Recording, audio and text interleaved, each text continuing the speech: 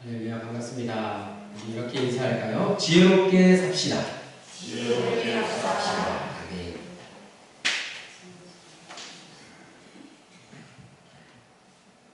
자, 오늘 성령 강림은 일주, 다른 또 의미로 삼위일체주의로 우리가 교일에 따라서 지키고 있습니다. 그렇게 삼위일체주의라고 해서 특별한 행사를 하거나 잘 알려진 그런 주의는 아니죠. 삼위일체를 영어로 하면 트리니티라고 해요. 들어보셨죠? 트리니티. 찬양 팀이나 찬양 가사 같은 게 나오나요?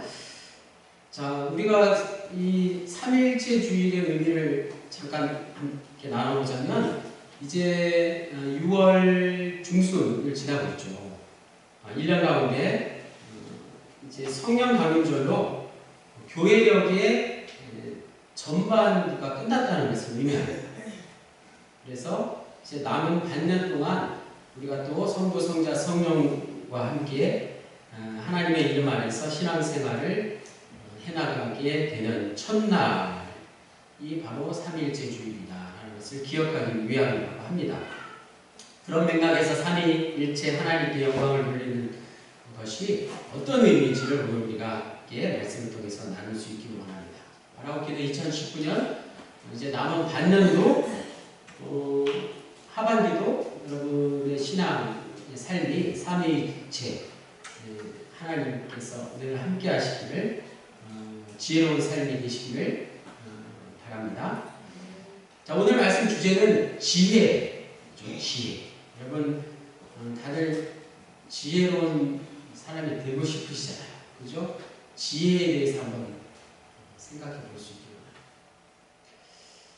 지혜라는 말을 사전을 찾아보면 사물의 이치를 빨리 깨닫고 사물을 정확하게 처리하는 정신적인 능력이다, 이렇게 되어 있더라고요.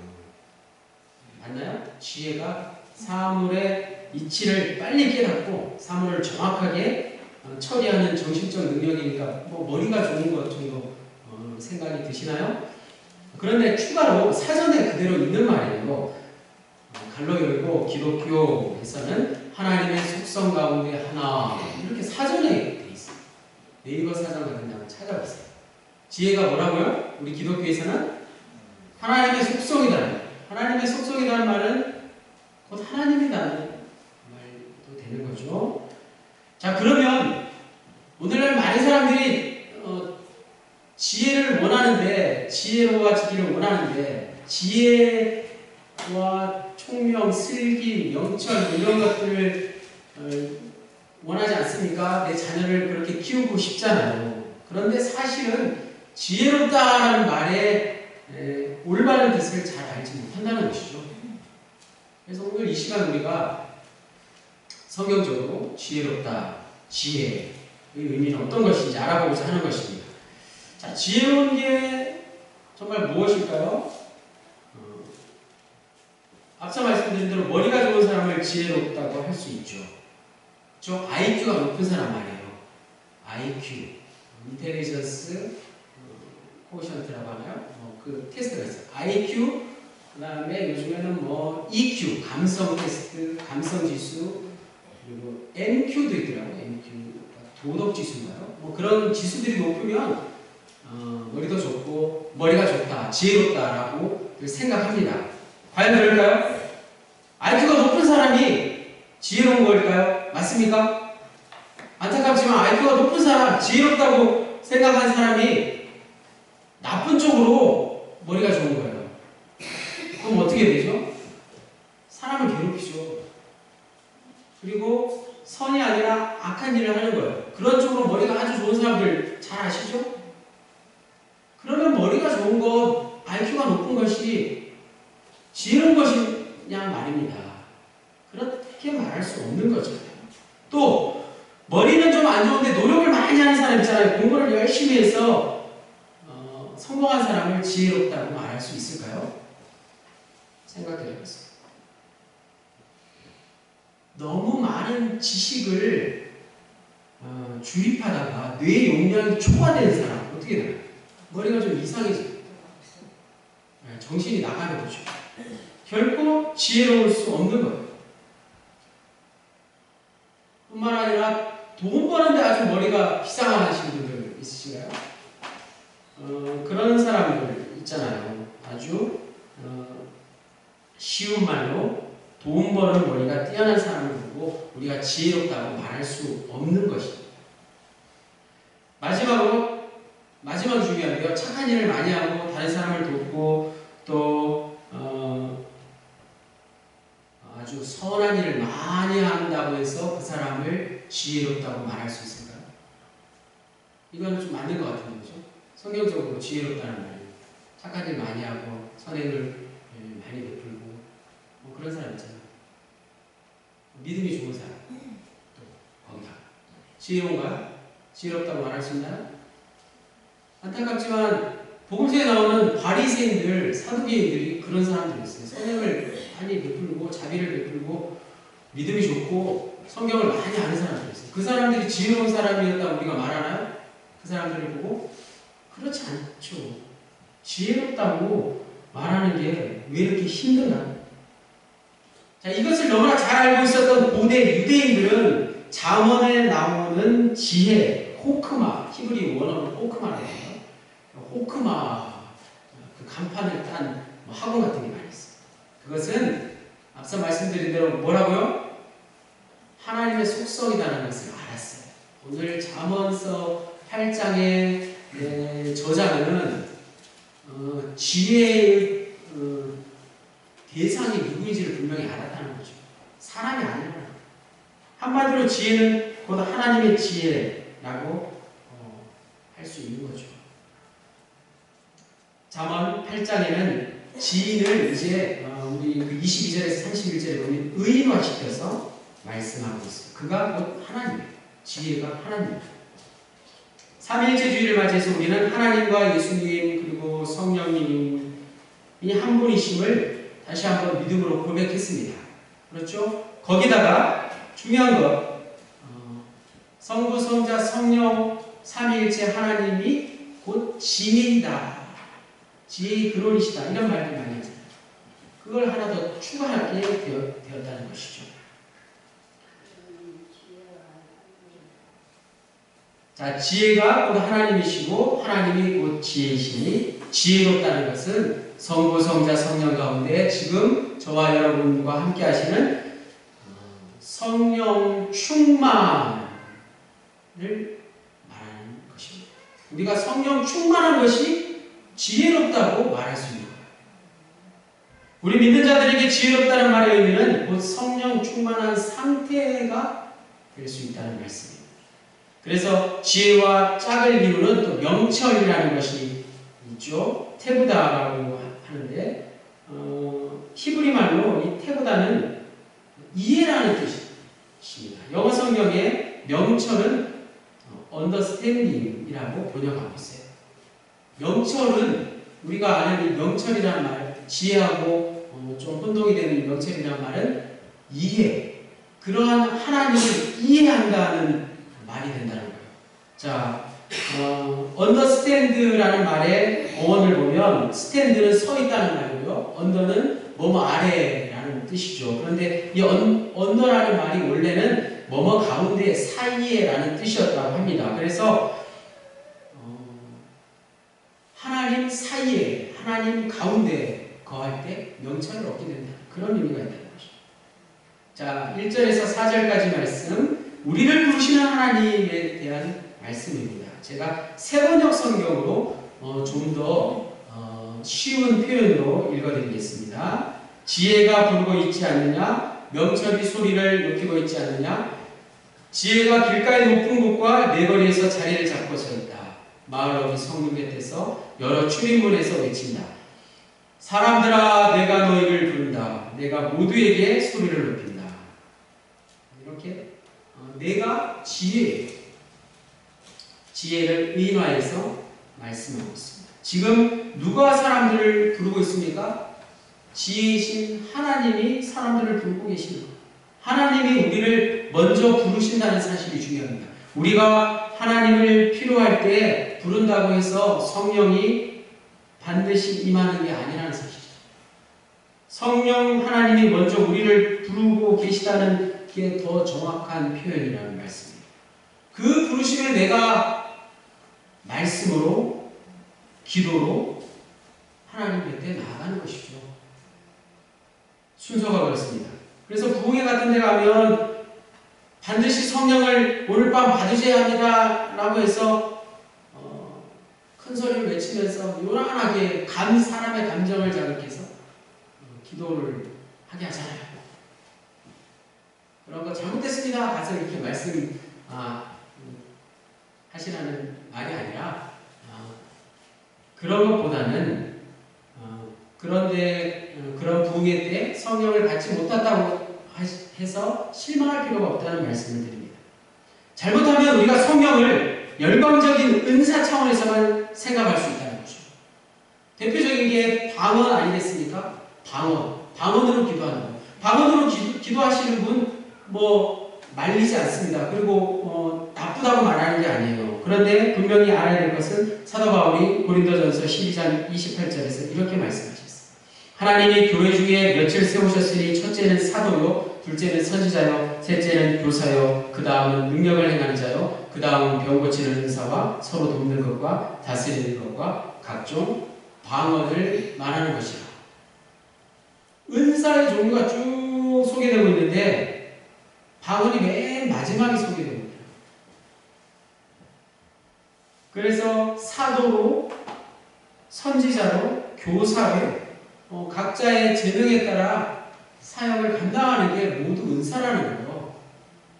그 중에 어느 것 하나만 콕 집어서 이게 제일이다, 내가 받은 은사가 제일이다, 이것만을 남에게 강요하는 것은 분명히 잘못된 거죠.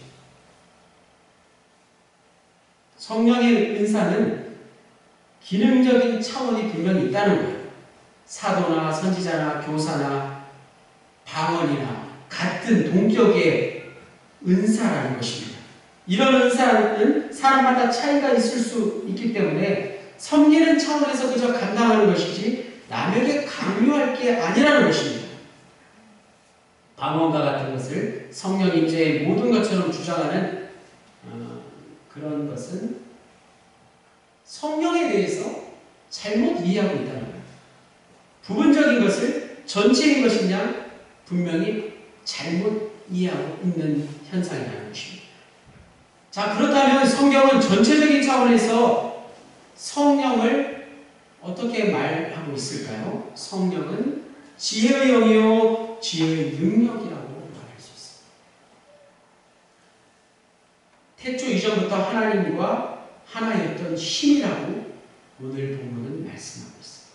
지혜가 바로 하나님이라는 말씀과 동일한 의미입니다. 자, 22절에서 25절까지 지혜는 하나님의 속성임을 분명히 말씀해 주고 있습니다. 앞서 말씀드린 대로 오늘 본문 특별히 22절에서 마지막 31절까지는 지혜를 이제 의인화해서 여기에 나오는 본문에 나오는 나가 바로 지혜라는 거예요. 그리고 그 지혜는 곧 하나님이시죠. 태초 이전에 이미 지혜가 존재했다는 놀라운 말씀이에요. 지혜 있잖아요. 우리가 그토록 얻고 싶어하는 지혜가 태초 이전에 있었다는 거예요. 태초부터도 아니고 태초 이전부터 있었으니 지혜가 곧 하나님이라는 말씀. 자, 오늘 이 세상에서 우리는 지혜가 무엇인지 답을 찾을 수 없어요. 앞서 제가 무엇이 지혜로운 것인지, 지혜로운 사람에 대해서 한번 질문을 드려봤잖아요. 아무리 머리가 좋은 과학자도, 아무리 감성이 뛰어난 예술가도, 아무리 믿음이 좋은 종교인도 지혜의 대상이 될 수는 없습니다. 그래서 우리가 기도할 때 지혜를 달라고 구하기보다는 지혜의 대상을 분명히 알고 기도하는 게 맞습니다. 결국에 선한 목자 예수님이 오직 한 분이듯이 지혜로운 사람은 예수님 한 분이시라는 말씀이에요. 세상에 지혜로운 사람이 없다는 거예요. 그래서 오늘 우리는 지혜를 얻게 해달라고 기도하기보다 먼저 지혜란 무엇인가를 분명히 알게 해달라고 기도할 필요가 있다는 말씀 다시 한번. 내가 지혜롭다는 교만한 생각을 버릴 때 가능한 것이죠. 나는 여전히 아무것도 아니라는 겸손의 태도가 필요하다는 말씀이에요. 내가 지혜롭다, 조금 내가 지혜로운 것 같다 자랑하는 그 순간 지혜가 결코 올바른 뜻을 알지 못하게 되는 것이죠. 그래서 오늘 본문에 보면 그런 내용이 소개되고 있습니다. 이 세상이 시작되기 전에 이미 지혜가 존재했기 때문에 그 지혜는 이 세상의 것을 근본적으로 뛰어넘는 어떤 신비한 능력이라는 것이죠. 그런 능력은 사람에게 주어져 있지 않습니다. 오직 하나님밖에 없습니다. 태초 이전에 존재하신 분은 오직 하나님 한 분뿐이시고 지혜가 태초 이전에 존재한 능력이라고 한다면 지혜는 곧 하나님이시라고 다시 한번 말씀드릴 수 있습니다. 다 같이 22절에서 25절에 나오는 나라는 단어 있잖아요. 네라는 단어를 지혜로 바꿔서 읽어보겠습니다. 시작. 여호와께서 그 조화의 시작 곧 태초에 일하시기 전에 지혜를 가지셨으며 만세전부터 태초부터 땅이 생기기 전부터 지혜가 세움을 받았나니 아직 바다가 생기지 아니하였고 큰 샘들이 있기 전에 지혜가 이미 났으며 산이 세워지기 전에 언덕이 생기기 전에 지혜가 이미 났으니 이러느니 여기서 나는 지혜라고 말씀드렸습니다. 그런데 이 말씀을 왜 지혜라는 단어로 바꿔서 우리가 읽었을까요? 문자적으로만 읽으면 지혜와 하나님이 분명히 다르게 느껴지기 때문에요. 그냥 우리가 문자적으로 읽으면 하나님이 지혜를 만드셨다라는 뜻으로 들리는 거예요. 그거하고 다르다는 거예요. 지혜를 하나님이 만드신 게 아니라 지혜가 곧 하나님이라는 말씀입니다. 태초 이전에 만든다라는 말은 통하는 게 아니죠. 태초 이전에는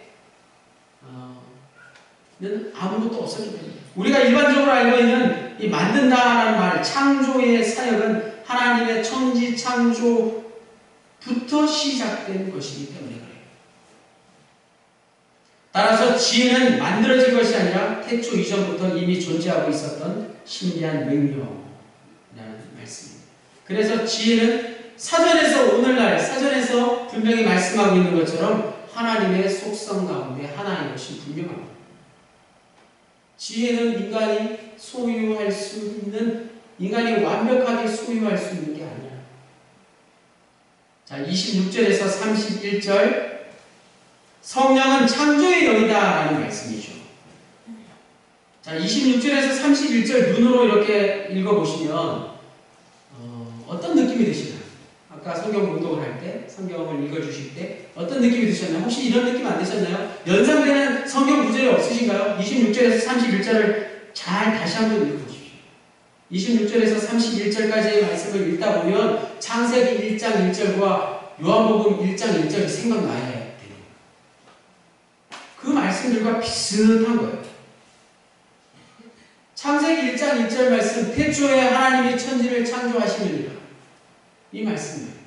요한복음 1장 1절 말씀, 태초에 말씀이 계시니라. 이 말씀이 하나님과 함께 계셨으니 이 말씀은 곧 하나님이시다. 이 두 말씀이 오늘 잠언 8장 26절에서 31절까지 말씀에 녹아져 있습니다.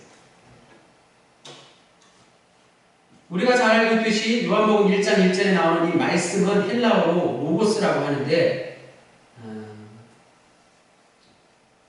이 말씀 로고스가 누구를 뜻하죠?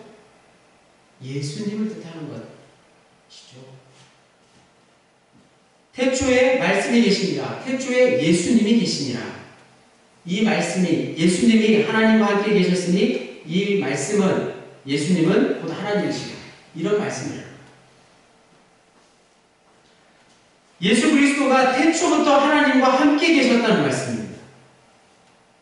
결국에 예수님은 하나님과 동격이시죠. 우리가 성경에서는 하나님의 아들이시라고 예수님을 말씀하고 표현하고 있지만 그것이 말하는 원뜻은 예수님이 곧 하나님이시다라는 것 아니겠습니까? 예수님이 하나님이시다라는 것을 믿음으로 받아들이고 복음으로 전하다가 많은 사람들이 죽임을 당했다는 사실. 지금도 저 유대인들은 이 사실을 받아들이지 않습니다. 예수님이 어떻게 하나님이냐 받아들이지 않습니다. 왜 그렇죠? 유대인들이 왜 예수님이 하나님이 아니라고 예수님이 하나님이시다는 복음을 왜 받아들이지 않습니까? 잘 생각해보면 이런 이유이죠. 예수님은 분명히 태초 이후에 역사적으로 존재하신 분 아니겠습니까? 지금으로부터 약 2000년 전에 유대 땅에서 태어나시고 공생애를 33년간 사셨던 분이신데 어떻게 태초로 돌아가서 예수님이 뭐 타임머신을 타고 가신 것도 아니고 하나님과 함께 계셨고 하나님과 동격이라는 말이냐 이렇게 유대인들이 주장하고 있는 것이고 그 말에도 일리가 있는 것 같지 않습니까? 우리도 그런 생각을 하지 않습니까? 기독교인에게는 우리 믿는 자들에게는 시간의 개념이 다르다는 거예요. 시간은 헬라어로 두 가지가 있어요. 크로노스와 카이로스의 시간이 있습니다. 크로노스는 이 땅에서의 시간이에요. 우리가 인간이 만드는 하루 24시간, 365일, 나날이 시간을 돌이킬 수 없잖아요. 인간이 만든 시간은 그렇습니다. 그러나 하나님의 시간, 하늘의 시간은 그런 개념이 아니에요. 어떤 개념일까요? 하나님의 백성은 우리에게 주어진 크로노스의 시간으로 살고 있지만, 이 땅 가운데 살고 있지만 하늘의 시간, 카이로스의 삶을 살아가는 자들이라는 말씀입니다. 무슨 말이냐? 종말에 다가올 예수님의 재림을 크로노스의 시간으로만 기다리는 것이 아니라 카이로스의 시간으로 우리는 받아들인다는 사실이죠. 그리스도인의 시간은 미래, 구체적인 어느 때보다 더 중요한 현재, 지금 여기가 바로 주님께서 우리에게 오심으로 나와 말미암아 함께 하심으로 우리와 지금 이 순간 함께 계시다는 것을 아는 그 시간 말이에요. 그건 크로노스의 시간이 아니에요. 주님이 나와 함께 계시다라는 그 시간의 개념은 하늘의 시간, 카이로스의 시간이라는 말씀입니다. 예수님은 시간과 역사를 초월하는 존재이기 때문에 영적인 존재, 하나님과 같은 영적인 존재이기 때문에 이 카이로스의 시간이 가능한 것이죠. 자, 여기까지 볼 때 지혜와 하나님은 동격이라고 말씀을 드렸고요. 또 이제 하나님과 예수님이 동격이니까 예수님이 또 지혜라고 말씀드릴 수 있습니다. 자, 마지막으로 지혜가 하나님과 예수님과 일치하는 걸 가장 잘 설명해 줄 수 있는 게 바로 오늘 삼위일체의 마지막인 성령이라는 것이죠. 성령이 하나 빠졌었잖아요. 그죠? 지혜가 곧 성령이라는 말씀입니다. 다 같이 제가 요한복음 16장 13절에서 14절 말씀을 읽어드릴게요. 성경을 찾아볼까요? 요한복음 16장 13절에서 14절 말씀 같이 읽겠습니다. 오늘 영상에서 보신 그 말씀 가운데 나오죠. 요한복음 16장 13절에서 14절 말씀을 찾으신 분 다 같이 함께 읽겠습니다. 시작. 그러나 진리의 성령이 오시면 그가 너희를 모든 진리 가운데로 인도하시니 그가 스스로 말하지 않고 오직 들은 것을 말하며 장래일을 너희에게 알리시리라. 그가 내 영광을 나타내리니 내 것을 가지고 너희에게 알리시겠습니다. 아멘. 요한복음 기자에 따르면 예수님은 이 성령을 진리의 영이라고 말씀했습니다. 성령이 제자들을 진리로 인도할 것이라는 뜻입니다. 진리는 말 그대로 참된 것이죠. 거짓이 아닌 것이죠. 진리의 영은 숨어있는 진리를 밖으로 끌어내는 어떤 힘이라고 할 수 있어요. 우리가 고대에는 과학자들도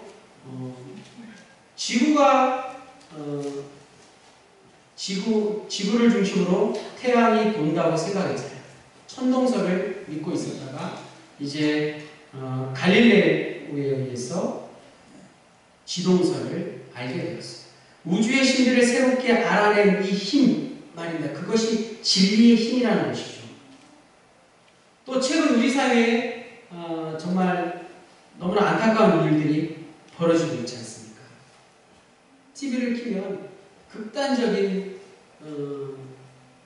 보수와 진보, 진보와 보수, 또 거기에 또 기독교의 한 무리들이 기독교에도 뜻을 달리하는 사람들이 나와서 매일같이 나쁜 소식들을 전하고 있어요.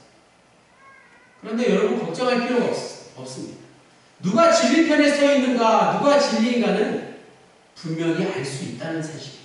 시간이 지나면 우리가 분명히 누가 진리 편에 섰는지 알게 될 것입니다. 마찬가지 고대로부터 현대에 이르기까지 수많은 시간이 흘렀지만 지금 이 시대를 살아가고 있는 우리 역시 그러한 진리를 알아가는 과정에 있다는 것이 중요합니다. 다시 말해서 인간의 힘으로 알 수 없는 진리의 힘이 성령이라는 것을 분명히 우리가 알아야 된다는 말씀입니다. 요한복음 기자가 말씀하고 있는 그 진리의 성령이 예수님의 영광을 통해서 나타난다고 말씀하고 있습니다. 예수님의 영광은 구체적으로 예수님의 부활을 말하는 것이었어요.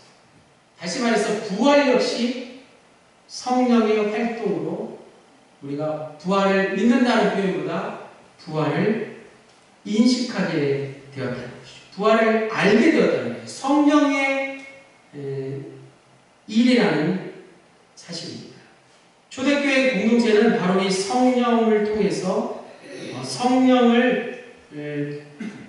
통해서 진리의 영을 예수 그리스도로 이제 경험하게 되었습니다.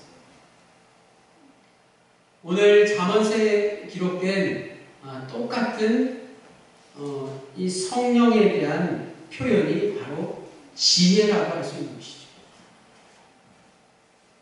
그러므로 오늘 말씀 지혜와 명철의 시작이 바로 하나님이시요 우리의 지혜의 대상은 하나님의 말씀 그리고 성경에 기록된 예수님의 말씀이라고 할 수 있습니다.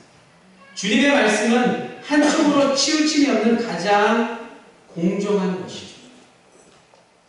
이 시대의 요란한 소리에 우리가 귀 기울이지 않고 주님의 음성에 더욱 집중해야 할 필요가 바로 이러한 이유 때문입니다. 오늘 저와 여러분을 그 지혜로운 말씀 사이에 거하도록 우리를 명확하게 하신 이가 바로 성령님이십니다. 우리는 돈으로 살 수 없는 가장 훌륭한 교사를 모시고 있으니 그분이 바로 성령님이십니다. 하나님의 말씀 속에서 지혜를 구하시는 저와 여러분을 성령님께서 명철케 하여 주시기를 주님의 이름으로 간절히 축원합니다. 아멘.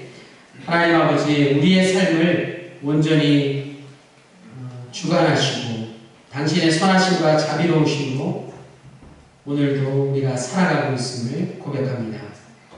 때때로 우리가 망상에 떨어지거나 심지어 서로에게 상처를 주고 있을지언정 하나님의 생명활동은 여전히 멈추지 않고 있습니다. 그 하나님을 우리가 찬양하며 모든 생명을 가능케 하신 빛이시고 우리를 숨쉬게 하시는 영이시고 살아있게 하시는 기쁨이신 성령님의 능력을 우리가 바로 알기를 원합니다.